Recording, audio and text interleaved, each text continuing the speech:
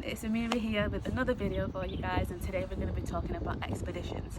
So I'm going to run through with you some tips on when it comes to going on an expedition. I've done several expeditions now and I've learned so much, and on each one you're going to continuously learn.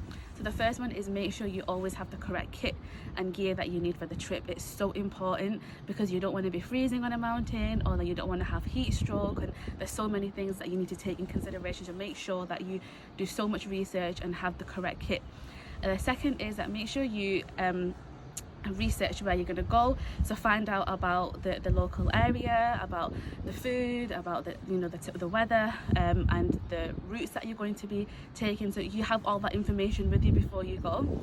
Thirdly is to make sure that you have your route planned. So whether you're going to have a guide or you're going to go without a guide, it's so important to know your navigation, because the last thing that you want to do is be in a country where it's not familiar to you and you can get lost. So it's really important that you have that in place.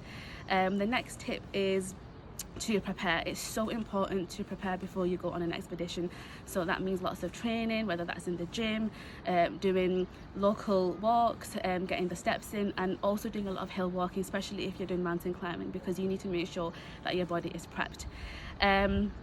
And then to make sure that you have the correct medicine. Next tip is insurance. It's so important to have the correct insurance. It's not just your normal travel insurance. You need to make sure that you've got insurance which covers the altitude that you're going to be climbing or the activity that you're going to be doing, and that does cost extra.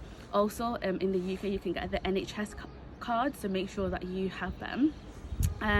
Another important factor is to make sure that you let your family and friends know where you're going to be, because there will be places where you'll be out of signal. Maybe do some research on the local sims, etc., but just make sure that you give someone your itinerary of where you're going to be on those days. When I went to Nepal, to my close family and friends, they had a full itinerary of where I'll be on each day, so in case you're out of reach or anything happens, they know whereabouts you're going to be, and it's just so important to have those measurements in place.